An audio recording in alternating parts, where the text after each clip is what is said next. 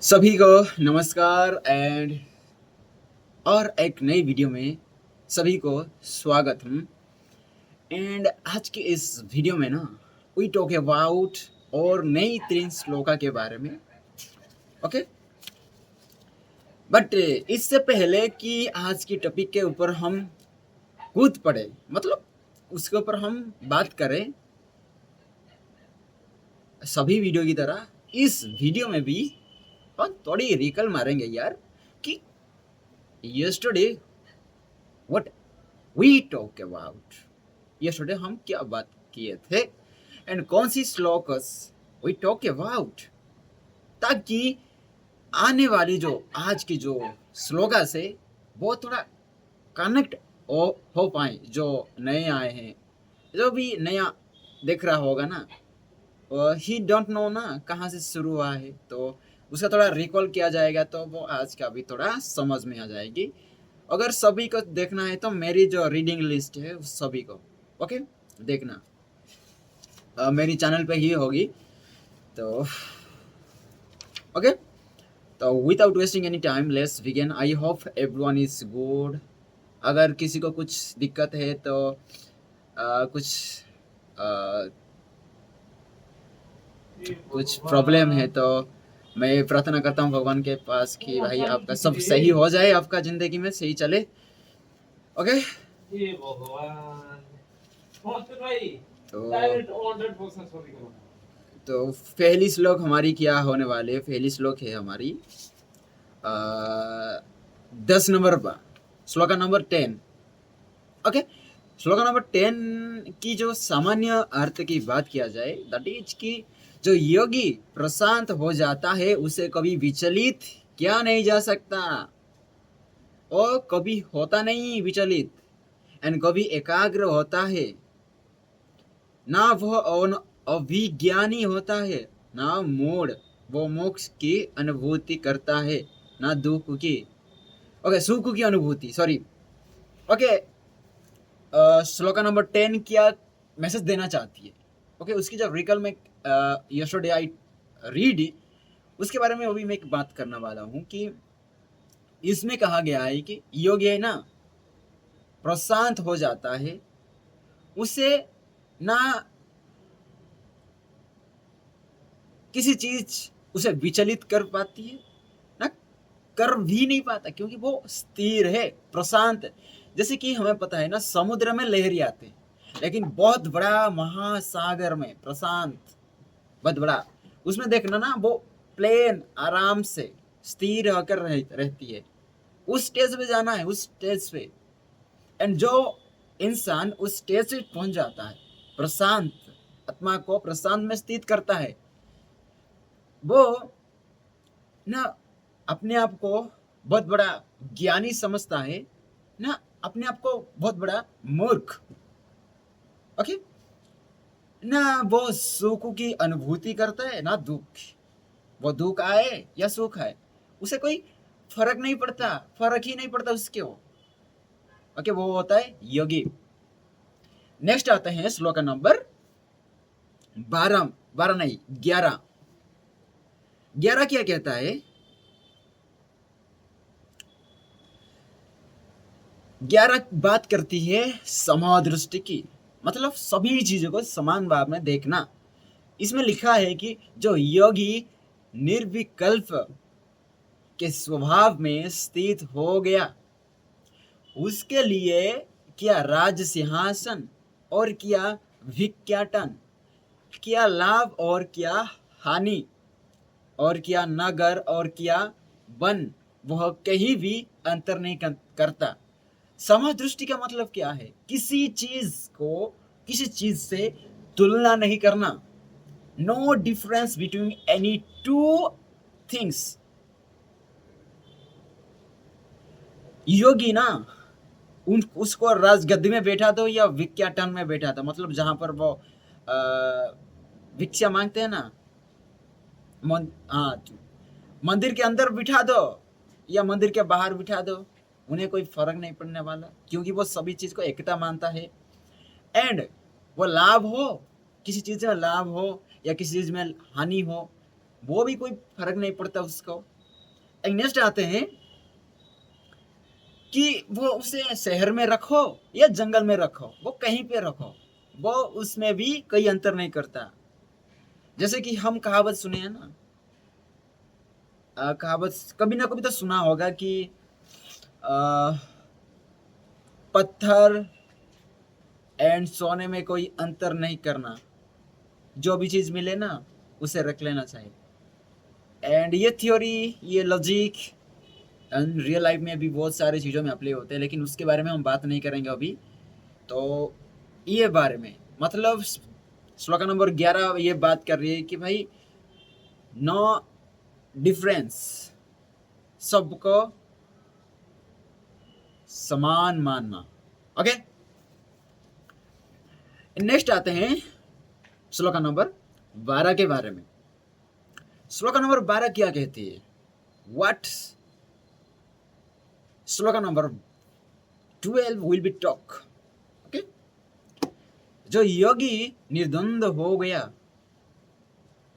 और यह कार्य किया और यह कार्य नहीं किया, जैसे विचारों से मुक्त हो गया, इसके लिए कहाँ कोई पुरुषार्थ, धर्म, अर्थ, काम, मोक्ष और कहाँ ज्ञान। ओके, तुम भी समझो ना, जो इंसान सारी चीजों से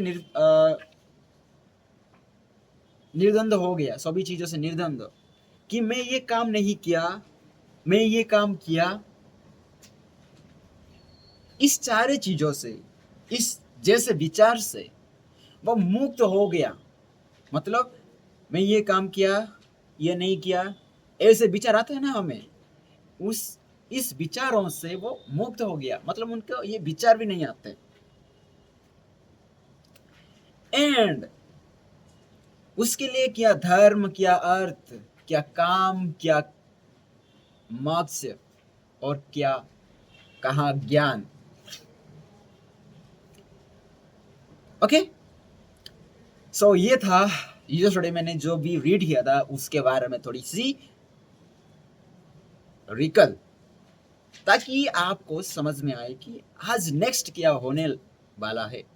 but the difference, the shlokas will be different but separately meanings. But कुछ तो दिमाग में होनी चाहिए ना, ये हुआ था तो ये होने वाला है। तो चलते हैं आज की।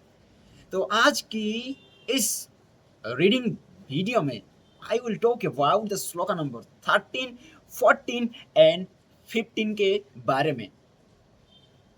तो without wasting any time let's begin. Okay, let's start करते हैं। तो first shloka is shloka number 13।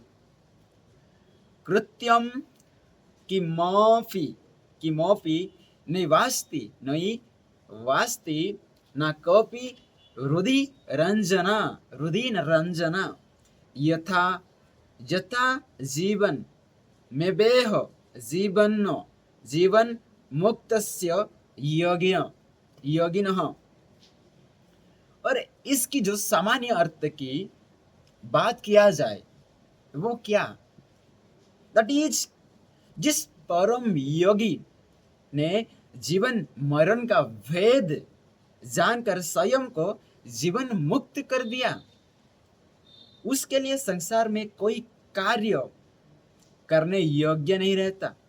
उसके हृदय में ना तो किसी प्रकार की कोई इच्छा है और वह प्रारब्ध प्रदत्त जीवन को यथास्थिति जीते हुए जापन मात्र करता है। ओके, ये बहुत वंडरफुल मैसेज दे रही है भाई, बहुत वंडरफुल। एंड नेक्स्ट आते हैं इसकी जो विशेष विवेचना के बाद, इसका जो जिस मूल धारा के बाद इस विषय के ऊपर थोड़ी सी बातचीत करेंगे। ओके, तो जीवन मुक्त होना संसार और अध्यात्म दोनों में इसके भिन्न तात्पर्य हैं। संसारी जीवन मुक्त होने का अर्थ मृत्यु मानता है। मृत्यु हो गई तो वो जीवन से मुक्त हुआ। जब तक घट में प्राण है, व्यक्ति जीवन में है, घट से प्राण निकल गई तो जीवन का अंत हुआ, जीवन तो जीवन मुक्त हो गया। अध्यात्म में जीवन मुक्त होने का अर्थ सारहीन संसार की सभी भ्रांतियों से मुक्त होना। आध्यात्मिक संसार में रहते हुए भी संसारिकता से पूरी तरह निर्लिप्त हो जाना ही जीवन मुक्ति है। देहदासता से मुक्ति, विषय वासना से मुक्ति, कामनाओं का दमन और लोभ लालच का त्याग, यह संसार का त्याग करना है। संसारी ऐसी जीवन मुक्ति कभी नहीं चाहता, क्योंकि भोग विलास और विषय में लिप्सा के क्षणिक सुखों में उसे जीवन में ही बना दिया। वो नहीं जानता कि जो उसका जीवन है वो क्षण क्षण मृत्यु के लिए वेदना है। महर्षि अष्टावक्र राजर्षि जनक को समझाते हुए कहते हैं कि जिस सिद्ध योगी ने स्वयं को जीवन मुक्त कर लिया, वह सभी इच्छाओं से मुक्त होकर प्रारब्ध के सुखों को निर्लिप्त होकर भोगता है। ओके, जो श्लोक नंबर 13 क्या बात कर रही है? व्हाट श्लोक number 13 talks? It talks about कि जीवन, जो जीवन मरण का सत्य को जान लिया, who knows the truth of birth and the death, ही वो अपना जीवन को जीवन मुक्त कर जाएगा। ओके, एंड उसके लिए कोई संसार में ना कोई कार्य करने की यज्ञ कार्य करने का यज्ञ बचा नहीं होगा। कोई कार्य ऐसी नहीं होगी कि वो करना योग्य है उसके लिए, जब वो जन्म और मृत्यु को जो पीछे का जो राज ना उसे पता चल जाए तो। ओके, वो हृदय में न तो किसी प्रकार की कोई इच्छा या प्रदत्त जीवन की यथास्थिति जीते हुए ज्ञापन मात्र करता है। ओके, एंड जो जीवन मुक्त होना संसार और अध्यात्म दोनों के इसके भिन्न तात्पर्य हैं। जो संसारी होते हैं वो क्या सोचते हैं कि our last destination is our death, मरना ही हमारी लास्ट है, मतलब मरने के बाद हम मुक्त हो जाएंगे। But in spiritually that's not reality, मतलब वो रियलिटी नहीं है। हम क्या करते हैं कि बहुत सारे केसेस हैं ऐसे कि मैंने न्यूज़ में भी सुना है कि कोई बहुत सारे प्रॉब्लम्स को हैंडल नहीं कर पाया, बहुत सारे प्रॉब्लम्स को हैंडल ना कर पाने से वो सुसाइड अटेम्प्ट करते हैं। Why that happen? Because they not understand themselves. वो खुद को ना अंडरस्टैंड नहीं कर रहे हैं, अपने बारे में कोई जानता नहीं, जानना भी नहीं चाहता। वो सारी जो मेटेरियलिस्टिक चीज़ों को, मेटेरियलिस्टिक इस वर्ल्ड से सुख ढूंढते हैं, but they don't know the happiness only inside you, अपने अंदर ही छुपा है। अगर अपने अंदर का खुशी को जगाना है ना, तो आपको अपने अंदर झांक कर देखना पड़ेगा कि मैं क्या हूं और मेरा कर्तव्य क्या है, मुझे क्या करना चाहिए। अपने आप को देखना, ना कि लोगों को देखकर अपना काम चेंज करना। इट्स नॉट कि आप हैप्पी, हालांकि दूसरों को हैप्पी करना चाहिए, लेकिन इतना हैप्पी मत कर देना कि you forget about yourself. Okay, हाँ, उनको भी खुश रखो एंड खुद भी खुश रखो। थोड़ा थोड़ा अपने को भी थोड़ा ध्यान दिया करो, ताकि तुम भी अपने बारे में कुछ जानो यार। बिकॉज अपने बारे में जानना ना बहुत ज़रूरी है। बिकॉज जब तक तुम अपने बारे में तुम ख्याल नहीं रखोगे अपने का, तो दूसरों को क्या ख्याल रखोगे यार। जब तक तुम कमाओगे नहीं तो दूसरों को कैसे कमाए वो किसे सिखाओगे, एंड कैसे दूसरों को तुम रखोगे आपके साथ। सो यही लॉजिक है। तो मैं कहाँ था, हाँ, जो संसारी चीज संसारी क्या होते हैं, जो संसारी मनुष्य वो क्या करता है कि वो सोचता है कि जो मरने के बाद ही हमें जीवन का मुक्त मिलता है, but actually not happen like that. जीवन से मुक्त तभी मिलता है जब आप यहीं पर धरती पे ही रहते हो। मरना कोई जीवन का मुक्त नहीं होता, धरती पे रहते हो एंड सभी चीज़ों से आप लिप्त निर्लिप्त हो जाते हो। कहीं पे भी आप, हाँ, सारे सांसारिक काम तो करते हो but you are don't be involve deeply there, कि अपनी सारी इच्छाएं डिजायर्स वही चीज़ें रह जाएं। ये से नहीं, लोग आ रहे हैं तो उसे लगा भी नहीं कि उनसे भी कोई, उसे प्यार भी नहीं कि उनके हर्ट, मतलब उनके घृणा भी नहीं, मतलब लव भी नहीं करेंगे कि घृणा भी नहीं करें, जैसे हैं वैसे हैं, देखो ना। But that is very hard, because उसे प्रैक्टिस से ही होने होती है। तो संसारी लोग ऐसे ही देखते हैं एंड जो योगी होते हैं वो क्या करते हैं, सारी जो मेटेरियलिस्टिक चीज़ों से अपने आप को वासना मुक्त, कामना मुक्त एंड इच्छा रहित, अनिच्छा रहित, निर्विकल्प कर लेते हैं एंड वो जीते जी जीवन मुक्त मिल जाता है उसे। जीवन मुक्त होता है तभी सभी चीज़ों को आप अ, मतलब साइड कर देते हो। ओके, एंड नेक्स्ट आते हैं श्लोक नंबर 14 के बारे में। वो क्या कहती है, क्व क्व क्व मह क्व च वा विश्वम क्व त्वद्ध्यानम क्व मुक्तता सर्वसंकल्प सीमायां विश्रांतस्य महात्मानः। और इसकी जो सामान्य अर्थ की बात किया जाए, दैट इज जो महात्मा पुरुष पूरी तरह निर्विकल्प होकर पूर्ण विश्राम में स्थित हो गया, उसके लिए कहाँ मोह, कहाँ जगत की इच्छा है और कहाँ जगत से मुक्ति, वह आत्मज्ञान में कुटस्थ है। एंड इसकी जो विशेष विवेचना की बात किया जाए, दैट इज बहुत मजेदार है यार, बहुत शानदार। विश्राम श्रम के पश्चात अनिवार्य है। संसारी जब श्रम करता है तो थकान का अनुभव होने लगता है और वह विश्राम करता है, परंतु इसका तो सब क्षणिक है। विश्राम भी, क्योंकि उसके दंड बहुत हैं। जब विश्राम कर रहा था तब भी दंडग्रस्त था। प्राप्य अप्राप्य के विचार कीड़ों की भांति काट रहे थे।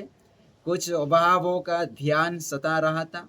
उसके पूर्ति के उपाय सोचे जा रहा था। ऐसे झंझोटों में कहाँ विश्राम होता है। जिन चिंताओं में पकड़ रखा है वे नहीं छूटते, तो विश्राम कैसा। जब तक सर्व सुख संपन्न ना हो जाए तब तक ठहरना कहाँ है। कितने भी कष्ट भोगने पड़े पर प्राप्त करके रहना है। जो श्रम से ना मिले वह छल प्रपंच से और कूट कर्म से प्राप्त करने की कुटिल योजनाएं बनाती है। फिर कहाँ विश्राम, जहाँ मन चलायमान है वहाँ कैसे ठहराव। और महर्षि अष्टावक्र यहाँ पर कहते हैं कि जो पूर्ण विश्राम में स्थित हो गया अर्थात निर्विकल्प हो गया, उसे न जगत, न मोह, न बंधन, न मुक्ति, किसी की भी इच्छा नहीं रहती, न वो आत्मा में आनंद स्वरूप में रहता है। ओके, मतलब श्लोक नंबर 14 कह रही है कि जो आत्मा में स्थित हो गया, जो आत्मा ज्ञानी, महात्मा स्वरूप पूरी तरह निर्विकल्प होकर पूर्ण विश्राम में स्थित हो गया, मतलब अपना माइंड पूरा इतनी कंस्टेंट से रखती है कि अपनी माइंड कि उसके दिमाग में ना उसके लिए कहाँ जगत और कहाँ दुनिया, कहाँ को मोह, कहाँ जगत की इच्छा और जगत की मुक्ति से भी वो विराम ले लेता है, मतलब स्टॉप। एंड वो आत्मा ज्ञान में कूटस्थ रहता है, वो आत्मा ज्ञान में ही स्थित रहता है एंड परम आनंद स्वरूप है। लेकिन जो इसमें भी एग्जाम्पल दिया गया है, जो आत्मा यानी इसमें नहीं रह पाता, वो उसका कार्य कैसा रहता है। वो वो इच्छा उसकी दिमाग तो कभी स्टॉप नहीं होती है, हर वक्त काम देखती है कि ये चीज़ देखा नहीं कि वो मुझे ये चाहिए, ये देखा नहीं कि ये चाहिए। छोटा बच्चा से ही बहुत बड़ा नॉटी नॉटी बॉय है, तो ये चाहिए ये चाहिए ये चाहिए बोल रहे, लेकिन एट ए टाइम तो हुआ नहीं, करना पड़ेगा। एंड वो काम करता है, परिश्रम करता है उस चीज़ को पाने के लिए, एंड उसे थकान महसूस होती है, लेकिन एक्चुअली में थकान नहीं होता। वो सोचता है, भ्रम में रहता है कि भाई ये मुझे बहुत थकान महसूस हो रही है, तो मैं थोड़ा बैठूं। एंड बैठने के बाद भी उसके दिमाग में चल रहा है होता है कि भाई ग्रस्त महाग्रस्त में चल रहा है, तो भाई बेटा है एंड कहाँ लंदन अमेरिका की क्या क्या बात किसी और की। हाँ जो हाँ रास्ते में जो जा रहे थे, हाँ ऐसे कहाँ कहाँ का दिमाग में आ जाता है। बैठता है तो आराम से बैठता नहीं है, काम करता है तो थकता है, भ्रम में भ्रम पैदा होता है कि भाई थक गया, मैं थोड़ा रेस्ट कर लेते हैं। रेस्ट टाइम में वो किसी और का चीज़ का सोचता है। अगर वो चीज़ मिल भी गया तो और चीज़ों को पाने की इच्छा करता है, तो फिर से वो परिश्रम करता है। अगर वो परिश्रम से ना मिला तो छल प्रपंच करके पाने की कोशिश करता है। Okay, but in the at the same time जो इसके विपरीत, पूरी तरह विपरीत है, हमारे जो महात्मा में स्वरूप होते हैं, वो इस सारी चीज़ों से साइड कर देते हैं, साइड करके वो एक स्थिति में स्टेज में स्थित होके रहते हैं। ओके, इसे डिफाइन करना की बताने की कोशिश कर रही है श्लोका नंबर 14 की महात्मा स्वरूप के लिए वो जगत क्या है, सब कुछ अलग, भाई कोई मायने नहीं रखता, मुक्ति पाना भी कोई मुक्ति की इच्छा भी नहीं है उनको। ओके, नेक्स्ट आते हैं श्लोका नंबर 15 के बारे में। एंड श्लोका नंबर 15 क्या कहती है, लेट्स लुक एट दिस कि ये न विश्वमिदं दृष्टं स नास्तीति करतु वै निर्विशनः किं करुते पश्यन्त पश्यन्नपि न पश्यति। और इसकी जो सामान्य अर्थ की बात किया जाए, दैट इज जिसने मनुष्य ने जगत को जानकर यह निश्चय कर लिया कि कल्पना मात्र है, अर्थात अर्थात है ही नहीं, वो वासना मुक्त होकर क्या करे, वो तो संसार को देखता हुआ भी नहीं देखता। ओके, ये भी बहुत फैंटास्टिक फैंटास्टिक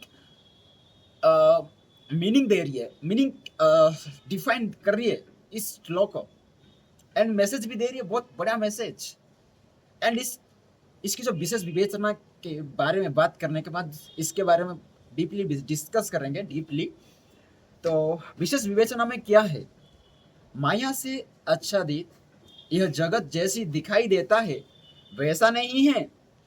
यह चहूं यहां चहूं और माया के फंदे फंदे हैं जो व्यक्ति का भ्रम में डाल देते हैं, ठीक उस मरुस्थलीय मृग की भांति जो जल की खोज में भटकता फिरता है।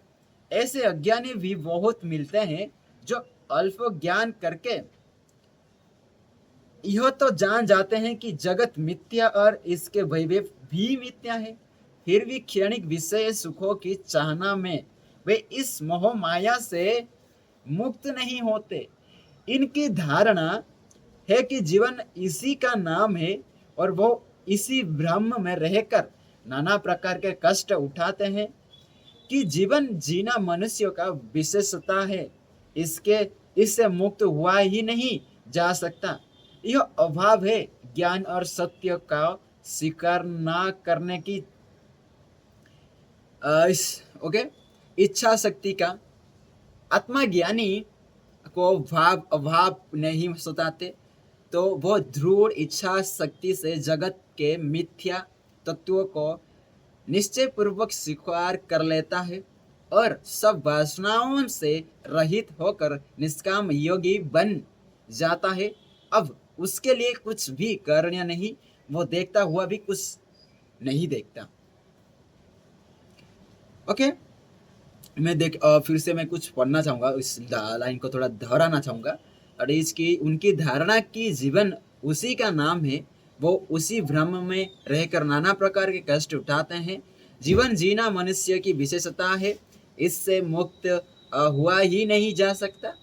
यह अभाव है ज्ञान और सत्य की स्वीकार न करने की इच्छा रहित का। आत्मज्ञानी को भाव अभाव नहीं सताते, तो वह दृढ़ इच्छा शक्ति से जगत के मिथ्या तत्वों को निश्चय पूर्वक स्वीकार कर लेता है और सब वासनाओं से रहित होकर निष्काम योगी बन जाता है। अब उसके लिए कुछ भी करना नहीं, वो देखता हुआ भी कुछ नहीं देखता। ओके, तो श्लोक नंबर 15 की बात करें, वो क्या कह रही है? श्लोक नंबर 15 कहती है कि जो जिसने जगत को जान लिया कि भाई ये जगत पूरी मिथ्या है, एंड निश्चय कर लिया कि ये एक कल्पना मात्र है, एंड मैं कल्पना मात्र और इसे कह सकता है ही नहीं, एंड वो वासना मुक्त होकर क्या करे, वो तो संसार को देखता हुआ भी नहीं देखता। मतलब इसकी जो विशेष विवेचना में ना बात किया गया है कि जो आत्मज्ञानी एंड उसका विपरीत आत्मा अज्ञानी, कि आत्मज्ञानी का ना को भाव अभाव नहीं सताते हैं, दूसरी तरफ आत्मा अज्ञानी को भाव अभाव बहुत सताते हैं। एंड अज्ञानी क्या करता है कि क्षणिक अल्प ज्ञान प्राप्त करके यह तो जान जाते हैं कि जगत मिथ्या और उसके वैभव भी मिथ्या है, बट वो क्षणिक विषय सुखों की चाहना में, वो मोह माया में मुक्त नहीं होते। उनको तो पता है, ओके, पढ़ लिया कि भाई हाँ ये सारी दुनिया मिथ्या है, जान लिया, बट उसे पता है, थोड़ी सी ज्ञान ले लिया है कि भाई हाँ सारी जगत दुनिया मिथ्या है, तो उसके साइड में उसे कुछ वासना है, काम कुछ चाहिए उसे, सुख की चाहना, मोह और माया से, इससे वो मुक्ति नहीं होता। एंड इनकी धारणा यह है कि जीवन इसी का नाम है, एंड वो इसी ब्रह्म में ही नाना प्रकार का कष्ट उठाते हैं, एंड जीवन जीना मनुष्य की विशेषता, इससे मुक्त हुआ ही नहीं जा सकता, ऐसे सोचते हैं। ओके, बिकॉज दे आर, वो बिलीव नहीं कर पाते हैं। ओके, वो बीच में रह जाते हैं कि भाई काम वासना एंड दोनों साइड, दोनों ही लेना चाहते हैं। बट जो आत्मज्ञानी होता है वो दृढ़ इच्छा शक्ति से जगत मिथ्या तत्व को निश्चय पूर्वक स्वीकार करता है कि ये जगत पूरी तरह मिथ्या है, एंड वो सारी चीजों से अपने से दूर रखते हैं, वाह भवाव निर्विकल्प, सारी इच्छा रहित। ओके, ये था आज की इस वीडियो में, इतना ही, एंड मिलते हैं तब तक के लिए बाय, एंड ख्याल रखना अपना। एंड नेक्स्ट वीडियो में हम बात करने वाले हैं 16, 17 एंड 18 के बारे में। तो आई थिंक आप फोन अच्छा लगा होगा। ओके, एंड देयर आर बहुत सारे बहुत डिफरेंस है, बिकॉज जो मेरा जो पहला वीडियो देखना एंड आज की इस वीडियो बहुत डिफरेंट, अभी मुझे महसूस भी हो रही है, बहुत डिफरेंट है यार। And okay, thank you and being with me for everything. Thank you for everyone. Thank you everyone,